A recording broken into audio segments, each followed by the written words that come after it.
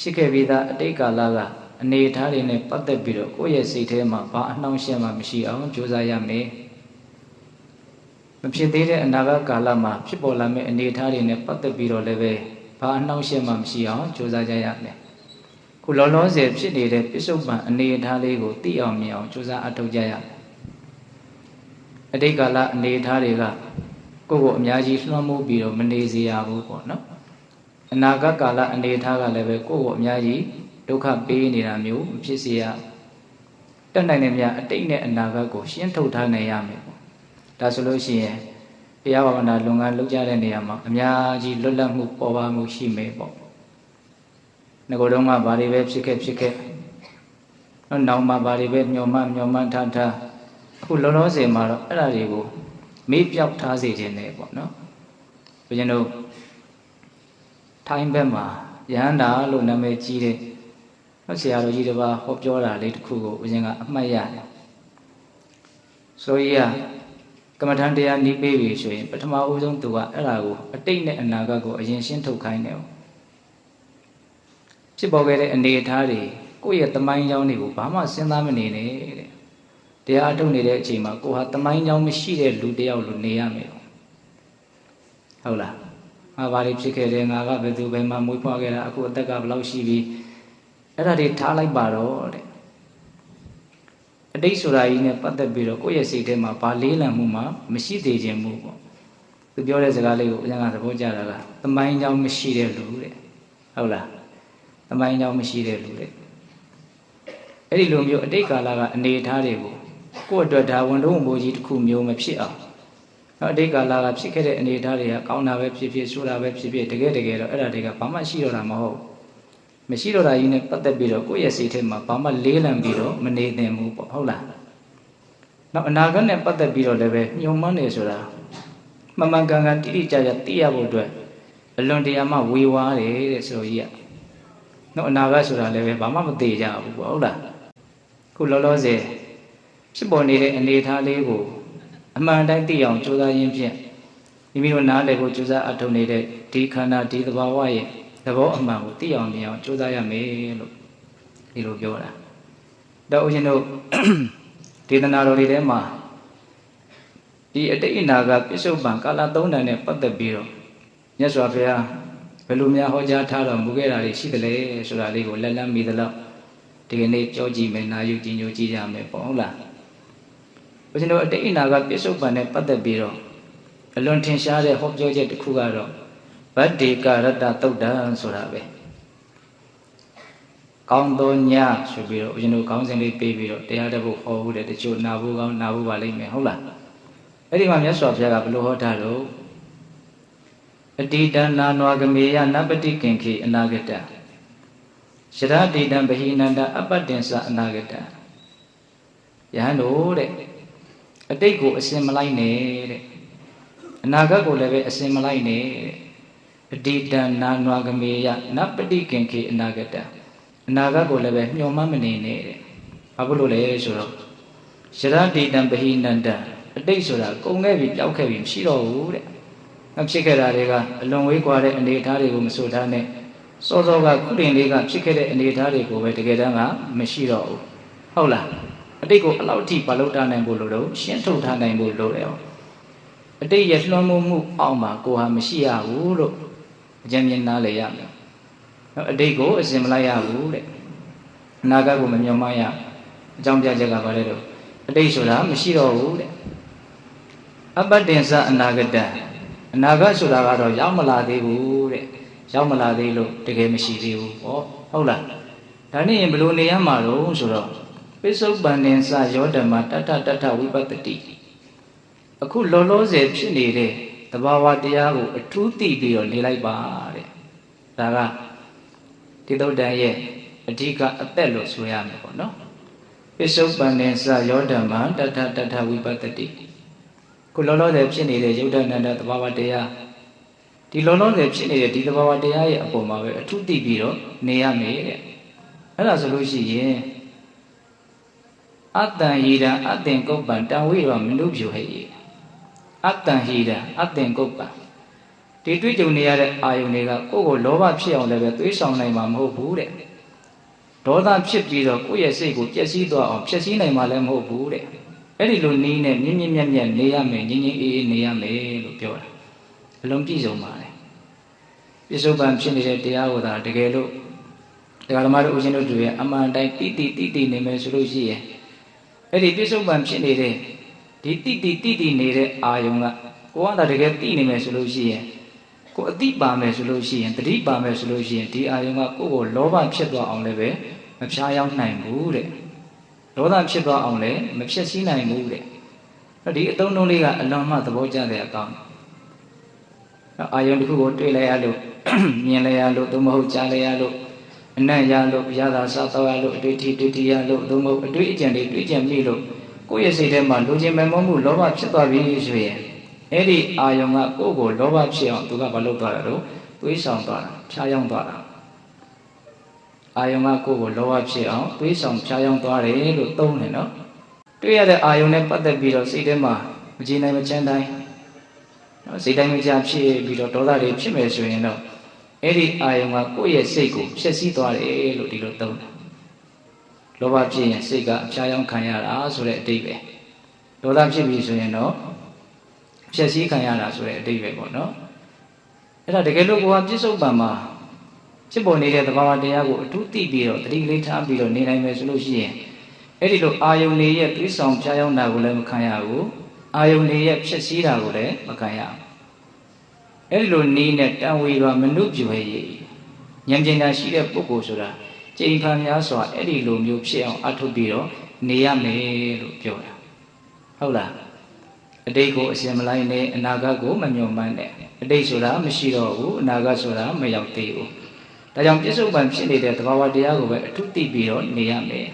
တတိထားပြီးတော့နေရမယ်ရှုမှတ်ပြီးတော့နေရမယ်အဲ့ဒါဆိုလို့ရှိရင်ကိုသိနေတဲ့ကိုတတိထားနေတဲ့အာယုံကကိုယ့်ကိုလောဘဖြစ်အောင်လည်းမဖြားယောင်းနိုင်ဘူးဒေါသဖြစ်အောင်လည်းပဲမဖြစ်စည်းနိုင်အဲ့ဒီလိုနည်းနဲ့အသိဉာဏ်ရှိတဲ့ပုဂ္ဂိုလ်ဆိုတာမြင့်မြတ်တန်ရှင်းရှင်းစင်စင်ကြဲကြဲကျင့်သုံးပြီးတော့နေရမယ်လို့အဲ့လိုမျိုးဆိုပြအမိန့်ရှိတယ်။ဦးဇင်းတို့အဲ့ဒါတတိယဂါထာရဘာဆက်ပြောပြန်တော့အဲ့ဒီသုတ္တမှာဣဇေဝကိစ္စမာတ္တဗံကောဇင်ညာမရဏံတုဝေနာဟိနောသင်္ကရံတေနမဟာသေနေနမေစုနာတဲ့ဒီဂါထာလေးကတော့ပေတရုအလုံးရဝပြီးသားပြင်မဲ့ထင်ပါတယ်။ဒီနေ့လှုပ်ရှားရှိတဲ့အလုပ်ကိုဒီနေ့ပဲလှုပ်လိုက်ပါမနေ့ပြန်မှာနေရမယ်သေရမယ်ဆိုတာဘယ်သူမှကံတေကံမှာမပြောနိုင်ဘူးတဲ့ဘာဖြစ်လို့လဲဆိုတော့ညာစွာသောသစ်တည်ရှိတဲ့သေခြင်းတရားနဲ့ကိုယ်ဟာအချင်းအချက်ပြုထားတာမရှိလို့ပဲလို့ဒီမြင့်မြတ်တဲ့လုပ်ငန်းကိုအရေးတကြီးလုပ်တဲ့နေဆိုတာကိုပုံပေါ်မြတ်စွာဘုရားကအမိန့်ရှိတာဟုတ်လား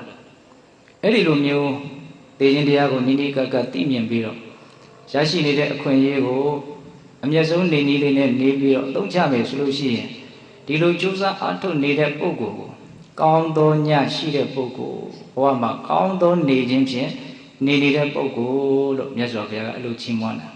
အဲ့ဒါကဦးဇင်းတို့ဗတ္တေခရတ္တသုတ်တံရဲ့အနှစ်ချုပ်ကလေးပေါ့နော်ဒါကြောင့်ဖြစ်ခဲ့ပြီးသားအတိတ်ကာလကကိုယ့်ကိုလောဘဒေါသမောဟတွေဖြစ်အောင်မလုံးစေတဲ့မှုပေါ့အဲ့လိုမလုံးအောင်ကိုယ်ဘယ်လိုလုပ်မလို့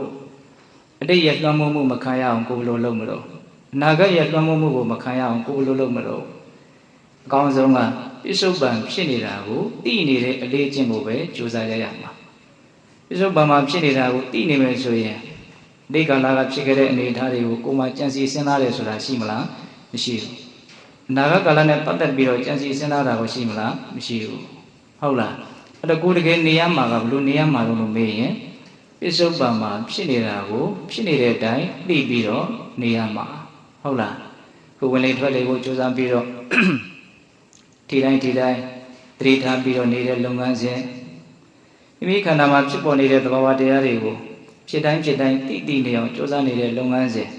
တော့ဒီလုပ်ငန်းစဉ်ကိုအထုတ်နေရတယ်ဆိုတာကိုမြတ်စွာဘုရားပြောပြတဲ့ဗတ္တိကဓာတသုတ်တံမှာလာတဲ့နိနာနိတ္တယနဲ့အညီနေထိုင်တယ်လို့ဒီလိုဆိုနိုင်ဘူးလားဆိုနိုင်တယ်ဥစဉ်ဆက်ပြီးတော့ဒီအတိတ်နာကပြစ္ဆုတ်ပံကာလသုံးတန်နဲ့ပတ်သက်ပြီးတော့မြတ်စွာဘုရားဟောထားတဲ့ဒါဒုတိယပြောရင်တာကဘာလဲဆိုတော့ဦးဇင်းတို့ဓမ္မပဒပါဠိတော်မှာလာရှိတဲ့ဂါထာလေးတစ်ပုဒ်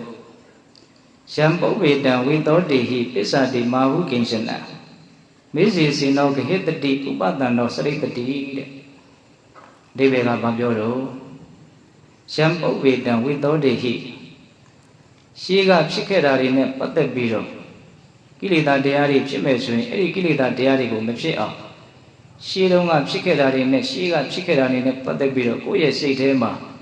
နော်သုတ်တင်ပြလိုက်ပါ6တွေ့သွားပါစေကိလေသာတရားတွေကို6တွေ့သွားပါစေနော်ရှေးတုန်းကဖြစ်ခဲ့တာတွေနဲ့ပတ်သက်ပြီးတော့ဖြစ်ပေါ်လာမဲ့ကိလေသာတရားတွေကို6တွေ့သွားပါစေတဲ့ဆိုလိုတာကအတိတ်ကာလနဲ့ပတ်သက်ပြီးတော့ကိုယ့်ရဲ့စိတ်ထဲမှာလောဘဒေါသမောဟမဖြစ်စေရဘူးလို့ဆိုလိုတာပဲဟုတ်လားပစ္ဆာတိမာဟုကိဉ္စနံတဲ့ပစ္ဆာနောက်ကာလနဲ့ဖြစ်ပေါ်လက်တံဖြစ်တဲ့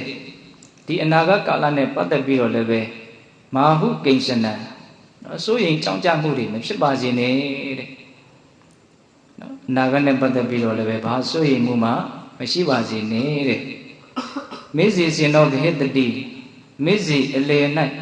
နောစေဂဟိတတိအကယ်၍စွဲမယူဘူးဆိုလို့ရှိရင်အလေဆိုတာအခုလောလောဆယ်ပြစ္ဆုတ်မှန်ဖြစ်နေတာကိုပြောတာနော်ရှေးဆိုတာကအတိတ်ကိုပြောတာနောက်ဆိုတာကအနာဂတ်ကိုပြောတာအလေဆိုတာကအခုလောလောဆယ်ဖြစ်နေတာကိုပြောတာလောလောဆယ်ဖြစ်နေတာကိုလည်းပဲဘာလဲတော့မစွဲယူရဘူးတဲ့စွဲယူတယ်ဆိုတာဒီဖြစ်နေတဲ့တရားကိုငါလို့ထင်တာငါဥစ္စာလို့ထင်တာအဲ့ဒါကိုစွဲယူတယ်လို့ပြောတယ်နော်ဒီသဘာဝတရားကိုသဘာဝတရားမျှပဲလို့သိနေလို့ရှိရင်ငါလို့စွဲယူတဲ့သဘောငါဥစ္စာလို့စွဲယူတဲ့သဘောအဲ့ဒီချိန်မှာမရှိဘူးပေါ့ဟုတ်လားအဲ့ဒီလိုမျိုးငါလို့ထင်တဲ့အစွဲငါဥစ္စာလို့ထင်တဲ့အစွဲမဖြစ်အောင်ကြိုးစားရမယ်ဆိုတာကိုပဲမြတ်စွာဘုရားကပစ္ဆာတိမာဟုကိဉ္စနံနော်မေဇေစေနောဂဟိတတိလောလောဆယ်ဖြစ်နေတဲ့အရာတွေရဲ့ပုံမှာလည်းပဲမစွဲယူရနဲ့တဲ့အဲ့ဒါလို့ဆိုရင်ဥပတံတော်စရိတတိနေဟာငြိမ်းငြိမ်းချမ်းချမ်းသွားရလိမ့်မယ်တဲ့ငြိမ်းချမ်းသွားလိမ့်မယ်အေးချမ်းသွားလိမ့်မယ်လို့ဒီလိုပြောတာနောက်အတိတ်ကာလနဲ့ပတ်သက်ပြီးတော့လည်းပဲပါကိလေသာမှမဖြစ်အောင်တုတ်တင်နိုင်မယ်ဆိုရင်အနာဂတ်ကာလနဲ့ပတ်သက်ပြီးတော့လည်းပဲဘာအကျိုးဆိုရင်ကြောင်းကြမှုမှမရှိဘူးဆိုရင်လောလောဆယ်ဖြစ်နေတာရဲ့အပေါ်မှာငါဥစ္စာလို့စွဲယူတာလည်းမရှိဘူးဆိုရင်သင်ဟာငြိမ်းချမ်းသွားလိမ့်မယ်လို့ဒီလိုပြောတာဒီကထာလေးကိုမြတ်စွာဘုရားဘာလို့ဟောတာလို့ဒီကထာလေးဟောရခြင်းရဲ့အကြောင်းကပိဋကပေါင်းသူတော်ကောင်းတို့အလုံးကြာဘူးနာပါရှိထားကြပြီးသားပါမြတ်စွာဘုရားလက်ထက်ကတန်တတိအမတ်ကြီးဆိုတာကိုအကြောင်းပြုပြီးတော့ဒီကထာလေးကိုမြတ်စွာဘုရားဟောတာတန်တတိအမတ်ကြီးဆိုတာကကောသလမင်းကြီးရဲ့နော်အမတ်ကြီးဆိုလဲဟုတ်စစ်သူကြီးဆိုလဲဟုတ်တဲ့ပုဂ္ဂိုလ်အဲ့တော့ဒီနေ့တော့တိုင်းစွန်ပြည်နာမှာတကြွတောင်းကျမ်းနဲ့နော်တကုံရံကိုနှိမ်နှင်းနိုင်လို့ဆိုပြီးတော့ကောသလမင်းကြီးကအဲ့ဒီတန်တတိအမတ်ကြီးကိုအလွန်ကြီးကျယ်တဲ့နော်ဒီနန်စီးတွေနဲ့တူတဲ့စီးတွေမျိုးကိုပေးပြီးတော့လွန်လှပတဲ့ကာကြီးတဲ့မာလေးတယောက်ကိုပါပေးတယ်လို့ဆိုအဲ့ဒါအဲ့ဒီကာကြီးတဲ့မာလေးက9ရက်တိတိဒီတန်တတိအမတ်ကြီးကိုကပြဖြောပြရတယ်ပေါ့အဲ့ဒါကာကြီးတဲ့မာလေးကသူ့ရဲ့ခန္ဓာကိုလှပတင့်တယ်ရေးအတွက်ဆိုပြီးတော့အစာအာဟာရကို9ရက်တိတိသူလျှော့ပြီးတော့စားတာ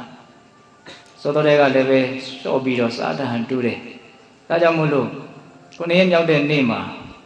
အဲ့ဒီတန်တတိအမတ်ကြီးကိုကပြဖြောပြအတုံးတော်ခံရင်းနဲ့နော်အစာအာဟာရမညီမညွတ်မမျှမတဖြစ်ပြီးတော့နော်လေတင်တုံးဆိုတာထပ်ပြီးတော့အဲ့ဒါရုပ်တရက်ဆုံးရှာတယ်အဲ့ဒီကာကြီးတဲ့မာလေးအဲ့ဒီကာကြီးတဲ့မာလေးဆုံးသွားတော့အမတ်ကြီးကဘလို့မှထောက်တည်ရမရစိုးရိမ်မှုတောကရနှိမ့်ဆက်တာကိုသူအလိုလဲခံရတယ်အဲ့ဒါနဲ့သူကနော်မြတ်စွာဘုရားရဲ့တန်တော်ဘာကိုသွားမယ်ငါရဲ့စိုးရိမ်မှုတောကကိုမြတ်စွာဘုရားကလွဲလို့အစုကမှ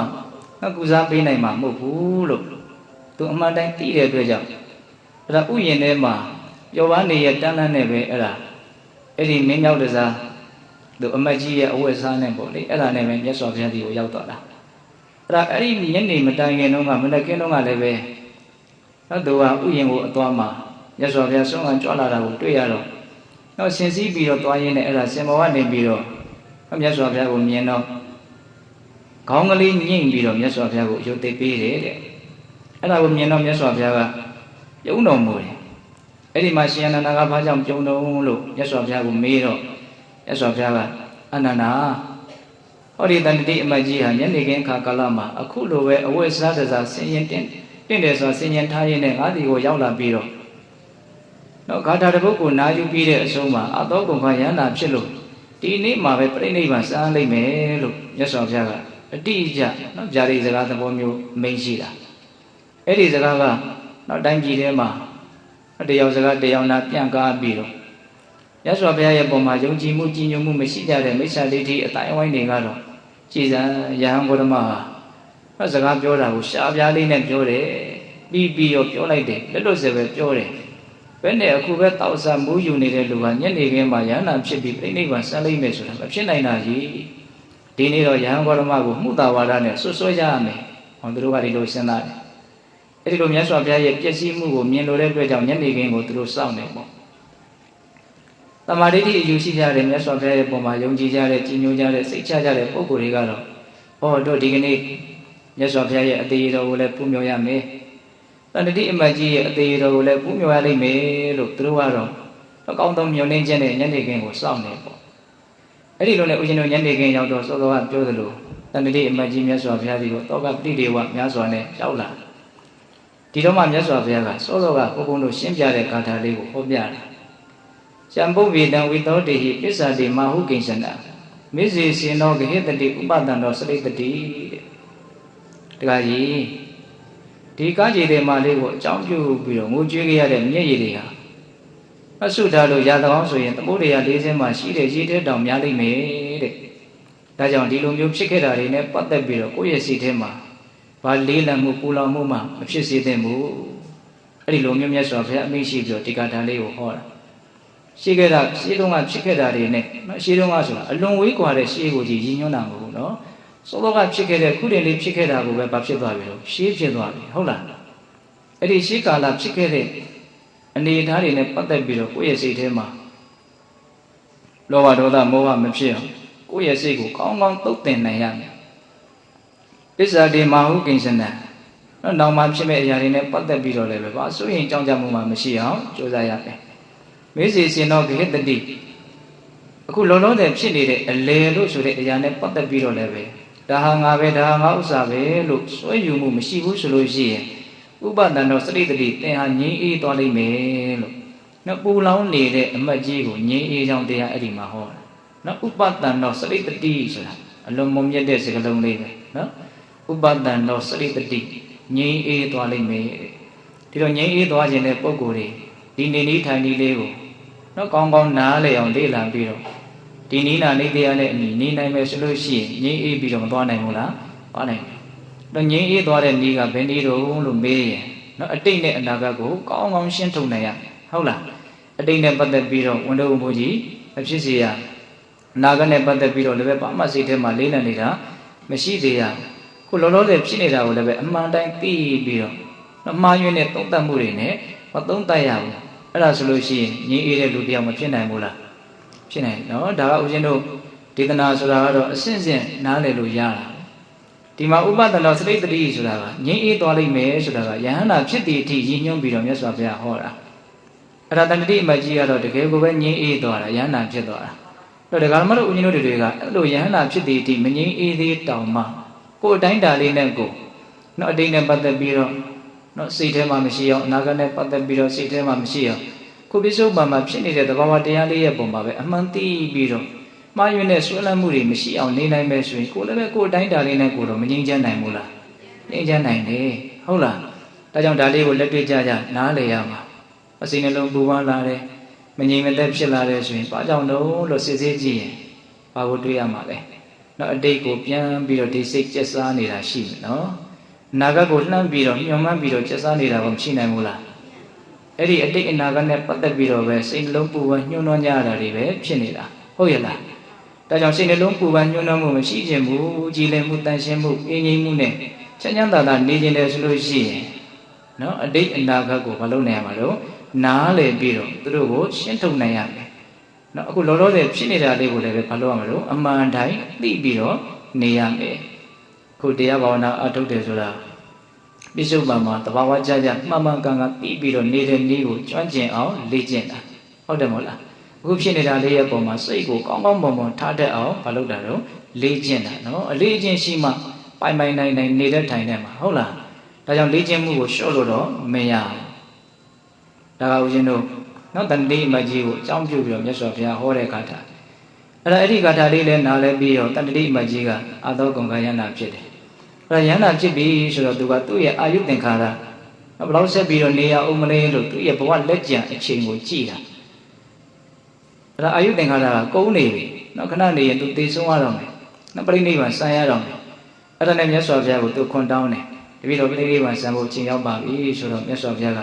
အေးအဲ့လိုဆိုလို့ရှိရင်သင်ရဲ့ကောင်းမှုတွေကိုလူတွေသိအောင်ထင်ရှားပြပြီးတော့မှပြိဋိနိဗ္ဗာန်ဆံလို့မြတ်စွာဘုရားကနော်မိစ္ဆာဒိဋ္ဌိအယူဆမှားကြတဲ့ပုဂ္ဂိုလ်တွေရဲ့တန်တရားကိုလည်းပဲဖြည့်ရှင်းနိုင်ဖို့သမာဓိဋ္ဌိအယူရှိရတဲ့ပုဂ္ဂိုလ်တွေလည်းပဲအတက်ရှင်လန်းစေဖို့ဆိုပြီးတော့မှန်မှန်ကန်ကန်ဖြစ်သွားအောင်တန်တိအမတ်ကြီးကိုအဲ့ဒါလိုမြတ်စွာဘုရားကအမိန့်ရှိတော့တန်တိအမတ်ကြီးကမြတ်စွာဘုရားကိုရှ िख ဖို့အချပြီးတော့သူကဘယ်တော့မှဘလို့ကောင်းမှုတွေကိုလုပ်ပြီးတော့ဒီလိုအကျိုးတူကိုရရှိတယ်ဆိုတာကိုမြတ်စွာဘုရားကိုရှောက်ပြီးတော့အဲ့ဒါဓာတ်9ဆင့်အမြင့်ရှိတဲ့ကောင်းငယ်မှာဒေဇောကတိုင်းဝင်စားပြီးတော့ပြိဋိနိဗ္ဗာန်ဆံတော့သူ့ရဲ့ခန္ဓာကိုယ်ဟာဒေဇောမီလောင်ကျွမ်းပြီးတော့တတ်တော်ကြတယ်အဲ့ဒီတတ်တော်တွေကိုမြတ်စွာဘုရားကတန်ရှင်းတဲ့အဝတ်ဖြူနဲ့ခံရွှေအစင်းရှိတဲ့ပန်းကလေးတွေလိုတတ်တော်ဟာကြတယ်လို့ဒီလိုဆိုတယ်ဟုတ်လားအဲ့ဒီမှာပဲဦးဇင်းတို့သူကတစ်ချိန်လုံးကဘယ်လိုကုသိုလ်ကောင်းမှုကိုပြုခဲ့လို့ဒီလိုလွယ်လွယ်ကူကူနဲ့တက္ကထာဟောတာကိုနာရယုံနဲ့ယဟန္တာဖြစ်တည်တည်ဉာဏ်ပညာကထက်မြက်ရတာတုံးဆိုတော့တခုသောဘဝတုန်းကသူကနော်တိုင်းပြည်တစ်ခုမှာနော်မြတ်စွာဘုရားဟောကြားတော်မူခဲ့တဲ့သူဖြစ်တုန်းကဘုရားတဆူပွင့်တယ်အဲ့ဒီဘုရားတဆူရဲ့နော်တရားဒေသနာတွေကိုနာယူကြဖို့လိုက်လံနှိုးဆော်တဲ့အလုပ်ဟာအလွန်မှမွန်မြတ်တယ်သူများကိုကောင်းအောင်တိုက်တွန်းနှိုးဆော်ရတာအလွန်မှမွန်မြတ်တယ်လို့သူကအဲ့ဒီအမြင်ရှိတဲ့အတွက်ကြောင့်ဒီပြင်လုံမလုပ်ဖဲနဲ့အဲ့ဒါမနဲ့မလင်းငယ်ထပြီးတော့လူတွေကိုမမေ့မလျော့နေကြဖို့ဒါနကောင်းမှုသီလကောင်းမှုသမာဓိပညာဘာဝနာကောင်းမှုမှာကြိုးစားပြီးတော့ငွေ့လျော်ပြီးတော့နေကြဖို့မြတ်စွာဘုရားရဲ့အဆုံးအမသာသနာဆိုတာတွေ့ရခဲ့တယ်တွေ့တုံးကြုံတော့မှကောင်းကောင်းအသုံးချလိုက်ဖို့ဒါကိုလူတွေမေ့နေတာကိုမမေ့အောင်ပို့ပြီးတော့လူတွေရဲ့တန်တာမှာကုသိုလ်ကောင်းမှုမှာအမှတ်ရလာအောင်တတိပေးတဲ့လုပ်ငန်းကိုသူအမြဲတမ်းတိုက်တွန်းနှိုးဆော်ပြီးတော့လုပ်တာဒါသူရဲ့စိတ်လည်းအလွန်မုံမြတ်တယ်လို့ပြောရမှာပါနော်နောက်တော့အဲ့ဒါဘုရင်ကြီးကနော်သူဒီလိုတိုက်တွန်းနှိုးဆော်တဲ့အတန်ကိုကြားတော့သူ့ကိုခေါ်ပြီးတော့ဘလို့သွားတော့ချီချင်းပဲသွားပြီးတော့တိုက်တွန်းနှိုးဆော်တယ်ဆိုတော့သူ့ကိုမြင်းတစည်းကောင်းကောင်းပေးတယ်နောက်တော့ရှင်တစည်းပေးတယ်နောက်တော့ယထာတစည်းတောင်ပေးတယ်အဲ့ဒီလိုနဲ့သူကနှစ်ပေါင်း8000လောက်ကြာအောင်အဲ့ဒီလိုလူတွေကိုကုသိုလ်ကောင်းမှုကိုပြုလုပ်ဖို့အမှတ်ရဖို့အတွက်တိုက်တွန်းနှိုးဆော်တဲ့အလုပ်ဒီအဖြစ်နိဗ္ဗာန်ဆိုအလုပ်လို့ဆိုနိုင်တယ်ပေါ့နော်အဲ့ဒါကိုသူကြိုးစားအထောက်ခဲ့ဒါကြောင့်မလို့သူကအခုလိုတော့မညာကိုညာရပြီးတော့အသောကုန်ကယန္တာကြီးဖြစ်ရတယ်အဲ့ဒီမှာသူပြိဋိနိဗ္ဗာန်ဆံသွားပြီဓာတ်တော်တွေကြားတယ်ဆိုတော့နော်ယဟန်တော်တချို့ကလူဝကြီးနဲ့ယဟန်ဝတ္တာလည်းမဟုတ်ဘူးနော်လူရဲ့အဝိတ္တဇာတွေဆင်ရင်ရင်းနဲ့ကောင်းငင်မှာတေဆုံးပြီးလောင်ပြီးတော့ပြိဋိနိဗ္ဗာန်ဆံတာကိုကြည့်တော့တို့ဒါကိုဗြဟ္မဏလို့ပြောမလားတမဏလို့ပြောမလားဘလို့ပြောရမလဲအဲ့ဒီလိုမျိုးတွေးကြတာရှိတယ်အဲ့ဒါကိုအကြောင်းပြုပြီးတော့မြတ်စွာဘုရားကနော်အလင်္ကတောစေတိတမန်စရိယတန်တော်တန်တော်နေရတော်ဗြဟ္မစာရီသဗ္ဗဗုတေတုနိဒာယတန္တသောတမနောသောဗြဟ္မနောတဘိက္ခုဆိုတဲ့ဂါထာလေးကိုဟောတယ်။အိဗေကဘာပြောလို့ဆိုတော့နော်အလင်္ကတောစေတိတမန်စရိယနော်လူစားတွေနဲ့အဝိဒ္ဒဇာဆင်းရင်ပြီးတော့ထားတော်လည်းပဲညီမြစွာကျင့်မယ်ဆိုလို့ရှိရင်တဲ့ညီမြစွာကျင့်တယ်ဆိုတာအခုတရားကျင့်တာကိုပြောတာဟုတ်လားတမန်စရိယညီမြစွာကျင့်မယ်ဆိုလို့ရှိရင်အဲ့ဒီပုဂ္ဂိုလ်ကတန်တော်တန်တော်နေရတော်ဗြဟ္မစာရီနော်တန်တော်ငြင်းအေးလိမ့်မယ်တဲ့တန်တော်ယဉ်ကျေးလိမ့်မယ်တဲ့နော်နေရတော်နော်မလေးပါးဖြင့်မြဲတဲ့အနေထားကိုလည်းရောက်သွားနိုင်တယ်ခုတဏှိမကြီးကတော့နော်ငြိမ်းအေးလည်းငြိမ်းအေးသွားတယ်ယဉ်ကျေးလည်းယဉ်ကျေးသွားတယ်မလေးပါးဖြင့်မြဲတဲ့အဆင့်ကိုလည်းရောက်သွားတယ်ဗြဟ္မစာရီအဲ့လိုမြတ်သောအကျင့်ကိုကျင့်ပြီးတော့အဘဗုဒ္ဓေတို့အလုံးစုံသောတရားတွေရဲ့ပုံမှာဒန်တန်နော်နှိမ့်ဆက်ခြင်းဆိုတဲ့ဒဏ်ကိုနိဒါယချထားတယ်ဘယ်သူမှတော့ကိုနှုတ်တို့ဖြင့်နှိမ့်ဆက်တယ်ဆိုတာမရှိဟုတ်လားအဲ့လိုမျိုးညီညီမျှမျှကျင့်ကြတဲ့ပုဂ္ဂိုလ်ကိုသောတမနောသောဗြဟ္မနောတဘိက္ခုနော်အဲ့ဒီလူဟာတမနာလည်းဖြစ်တယ်ကိလေသာကိုငြိမ်းအေးစေတဲ့ယဟန်ပေါ့နော်ဗြဟ္မနာလည်းမကောင်းမှုကိုအမပြုတ်ထားတဲ့ဗြဟ္မနာလည်းဖြစ်တယ်ဘိက္ခုယဟန်လည်းဖြစ်တယ်လို့မြတ်စွာဘုရားအဲ့လိုဟောတယ်ဒါအဓိကပိဋကပေါင်းသူတော်ကောင်းတို့ညီညီမျှမျှကျင့်နိုင်ဖို့ကအဓိကဆိုတာမသိရဘူးလားသိရတယ်နော်ဒါကဦးဇင်းတို့တဏှတိအမတ်ကြီးကိုအကြောင်းပြုပြီးတော့မြတ်စွာဘုရားဟောခဲ့တဲ့ဂါထာတွေကိုဒီတဏှတိအမတ်ကြီးကိုအကြောင်းပြုပြီးတော့ဟောခဲ့တဲ့ဂါထာတွေကိုလေ့လာကြည့်တော့လည်းပဲအတိတ်အနာကပြစ္ဆုတ်ပံကာလ3 တန်နဲ့ပတ်သက်ပြီးတော့ နေတဲ့ထိုင်တဲ့အောင်မြတ်စွာဘုရားအကောင်းဆုံးသင်ကြားပေးသွားတယ်ဆိုတာကိုမတွေ့ရဘူးလားတွေ့ရတယ်အဲ့တော့ဦးဇင်းတို့ပြောရတာနော်2မျိုးတောင်ရှိသွားပြီနော်ဗတ္တေကာရထသုတ်တံရဲ့တန်တတိအမတ်ကြီးအကြောင်းရဲ့နောက်ထပ်တစ်ခုထပ်ပြီးတော့ပြောရင်နေတယ်အဲ့ဒါလေးကလည်းပဲအတိတ်အနာဂတ်ကာလအတိတ်အနာဂတ်ပြစ္ဆုတ်ပံကာလ3တန်နဲ့ပတ်သက်ပြီးတော့မြတ်စွာဘုရားဟောခဲ့တာအဲ့ဒါကိုလည်းဦးဇင်းတို့ဓမ္မပဒပါဠိတော်မှာပဲတွေ့ရမုံစပုရိမုံစပစ္စတော်မစ္စေမုံစဘောတပါရကုသဗ္ဗထဝိမုဒ္ဒမာနတောနပုဏ္ဏဇာတိတရံဥပိဟိတိတဲ့ဂါထာလေးကတူတူလေးဒိဗေကပါပြောတော့ဥရိရှင်းတော့ဖြစ်ခဲ့တဲ့တဘာဝတရားတွေရဲ့ပုံမှာဖြစ်ပေါ်နေတဲ့တဏှာလောဘကိုမုံစဆွန့်လိုက်ပါပစ္စတော်နောက်မှာဖြစ်လက်တံဖြစ်တဲ့အနာဂတ်ကာလမှာဖြစ်လက်တံဖြစ်တဲ့ခန္ဓာရဲ့ပုံမှာလည်းပဲတွေ့တာမဲ့မောမဲ့လောဘကိုမုံစလွတ်လိုက်ပါမစ္စေမုံစဘောတပါတယ်ကိုမစ္စေအလေမှာဖြစ်နေတဲ့အခုလုံးလုံးစေဖြစ်နေတဲ့ခန္ဓာရဲ့ပုံမှာလည်းပဲတော့မုံစတွေ့တာနေတဲ့တဏှာလောဘကိုလွတ်လိုက်ပါတဲ့အဲ့လိုဆိုလို့ရှိရင်တော့သင်ဟာဘောတပါတယ်ကိုဘဝရဲ့ကံတစ်ဖက်ဆိုတဲ့နိဗ္ဗာန်ဆိုတာကိုရောက်ပြီးတော့သဗ္ဗထဝိမုဒ္ဒမာနတောတော့အလုံးစုံသောအရာတွေရဲ့ပုံမှာစွန့်လွတ်နိုင်တဲ့လွတ်မြောက်တဲ့စိတ်နဲ့နပုဏ္ဏဇာတိစရံဥပိဟိတိတဲ့နောက်ထပ်တစ်ဖန်နောက်မွေးဖွားခြင်းဆိုတဲ့ဆင်းရဲလာတဲ့တန်တရားဇာတိတန်တရားကိုသင်ဟာမကရရတော့ဘူးတဲ့တဖန်ဇာတိဖြစ်เสียအကြောင်းမရှိဘူးလို့ဒီကဒါလေးကလို့ပြောတာဒီကဒါလေးရဲ့အဓိပ္ပာယ်ကလည်းပဲမှတ်သားစရာတော့ကောင်းမုံစပုရိမုံစပစ္စတော်မစ္စေမုံစဘောတပါရကုနော်ရှေးတုန်းကဖြစ်ခဲ့တာကိုလည်းပဲလွတ်လိုက်ပါနော်လွတ်လိုက်ပါဆိုတာဘာပြောတာလဲဆွဲမဲ့မှုမရှိရဘူးလို့ပြောတာနော်မုံစပစ္စတော်နောက်မှဖြစ်မဲ့အရာရဲ့ပုံမှာလည်းလွတ်လိုက်ပါမလွတ်လိုက်ပါဆိုတာလေးကလည်းတော်တော်သဘောကျတယ်အကောင်းဟုတ်လားမေဇီမုံစအလဲမှာဖြစ်နေတာကိုလည်းဘာလဲတော့လွတ်လိုက်ပါနော်ရှေးနောက်အလဲသုံးတာလေနော်ရှေးဆိုတာဘာပြောတာတော့အတိတ်ကိုပြောတာနော်နောက်ဆိုတာဘာပြောတာတော့အနာဂတ်ကိုပြောတာအလဲဆိုတာဘာပြောတာတော့အခုဖြစ်နေတာကိုပြောတာဟုတ်လား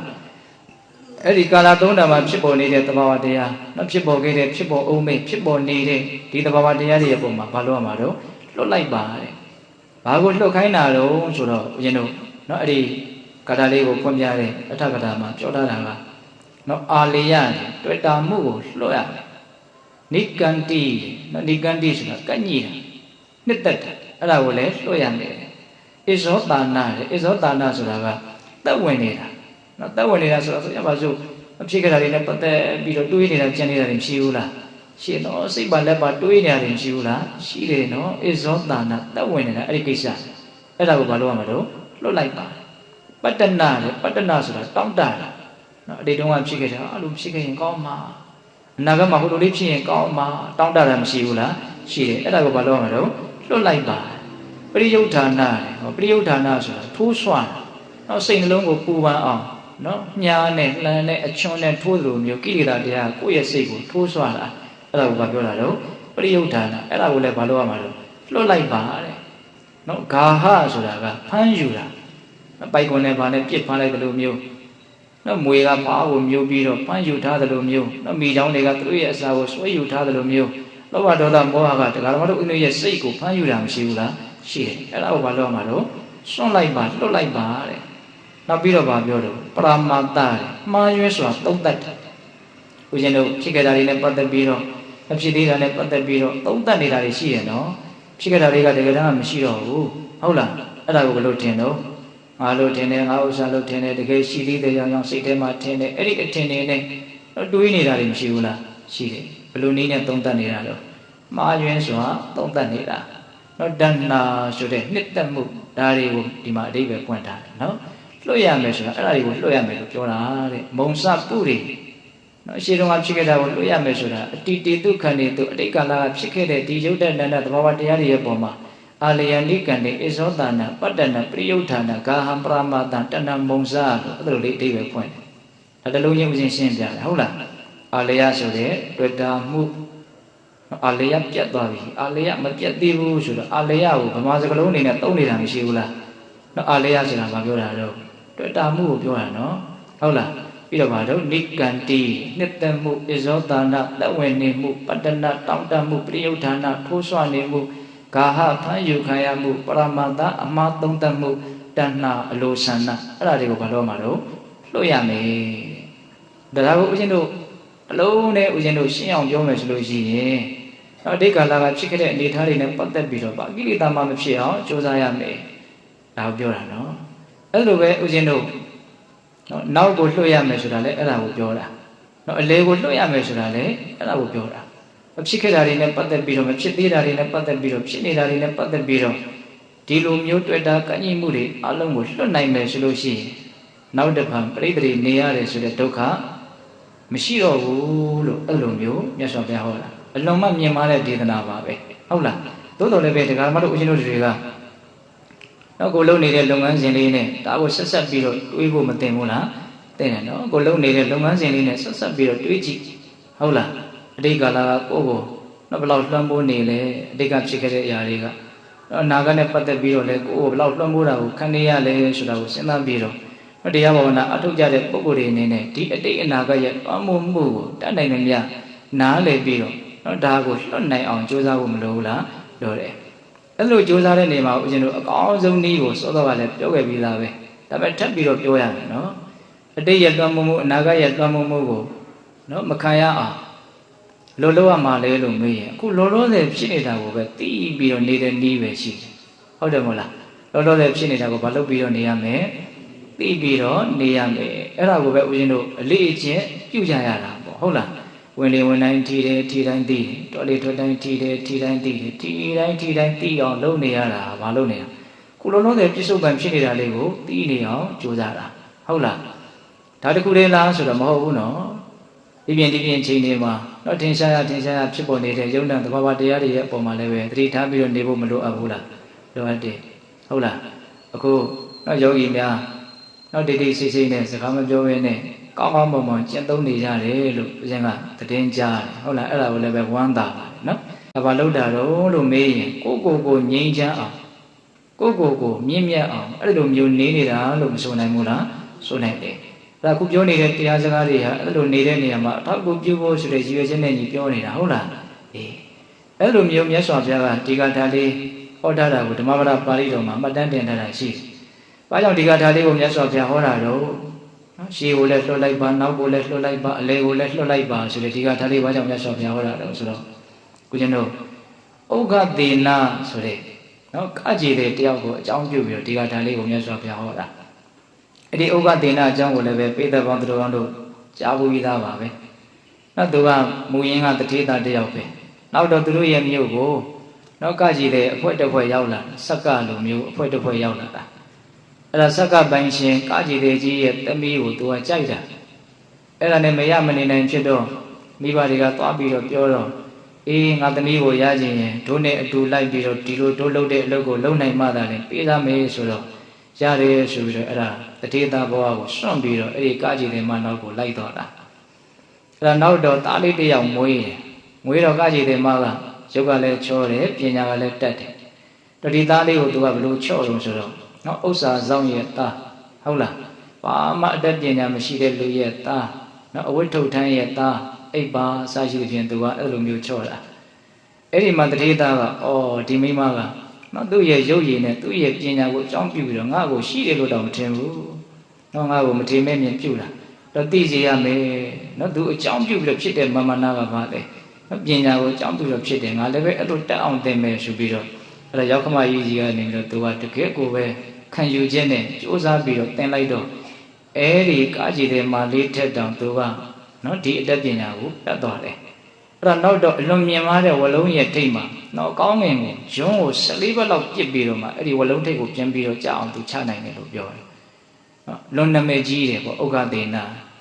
အဲ့ဒါနောက်တော့မြတ်စွာဘုရားကဒီနေ့ဥက္ကသေနာကြွတန်းဝင်လိမ့်မယ်ဆိုတာကိုသိတယ်ဒါကြောင့်သူပြပွဲရှိတဲ့မြို့လေးကိုမြတ်စွာဘုရားကြွသွားတာဒါသူ့ကိုကြည့်ဖို့အစတော့ပိဿတွေကအကုန်လုံးရှုယုံပြီးတော့နေကြတာအဲ့ဒါမြတ်စွာဘုရားကအဓိဋ္ဌံတယ်သူ့ကိုကြည့်မဲ့လူမရှိအောင်မြတ်စွာဘုရားကိုပဲအလုံးကြည့်နေအောင်မြတ်စွာဘုရားအဓိဋ္ဌံတယ်အဲ့ဒီလိုအဓိဋ္ဌံတော့ပိဿကမြတ်စွာဘုရားကိုပဲကြည့်ကြတာပေါ့ဒီတော့ဥက္ကသေနာကတော်တော်စိတ်သက်ကြသွားတယ်ဩငါ့ကိုဘယ်သူမှလည်းမကြည့်ကြဘူးဒီတော့မြတ်စွာဘုရားကရှင်မမောက္ကလံကိုစေတမောက္ကလံအဲ့ဒီဥက္ကသေနာကိုသူ့ရဲ့အတတ်ပညာကိုပြပါလို့တော့တိုက်တွန်းကြည့်လို့အားရှိတော့အောင်ရှင်လန်းတော့မြတ်စွာဘုရားတိုက်တွန်းတယ်အဲ့ဒီမှာရှင်မမောက္ကလံကဥက္ကသေနာဒီကိုသွားပြီးတော့နော်အားအစွမ်းနဲ့ပြည့်စုံတဲ့ယောက်ျား တင်တက်ထားတဲ့အစွမ်းကိုပြပြီးတော့လူတွေကိုနှစ်သက်စေပါလို့ပတ်ပြီးတော့တိုက်တွန်းတယ်အဲ့ဒီမှာသူဝမ်းသာအားရဖြစ်ပြီးတော့သူ့ရဲ့အတတ်ပညာကိုပြတယ်အဲ့ဒီလိုနဲ့ဝလုံးဘောကဆင်းလာတော့မြတ်စွာဘုရားကဒီကဒါလေးကိုဟောတာဘယ်လိုဒီအကြောင်းအကျိုးတွေဆက်ပြီးတော့နော်သူ့ရဲ့နော်မုံမြတ်တဲ့အတိတ်ကာလကအကြောင်းတရားတွေကဘယ်လိုပါလာတယ်လဲတော့မသိဘူးဒါဒီကဒါလေးကိုလည်းနားလဲပြီးတော့သူလည်းပဲရဟနာဖြစ်တာနော်ရှေးကိုလည်းလွတ်လိုက်ပါနောက်ကိုလည်းလွတ်လိုက်ပါအလဲကိုလည်းလွတ်လိုက်ပါဒါဆိုလို့ရှိရင်သင်ဟာလွတ်မြောက်တဲ့စိတ်နဲ့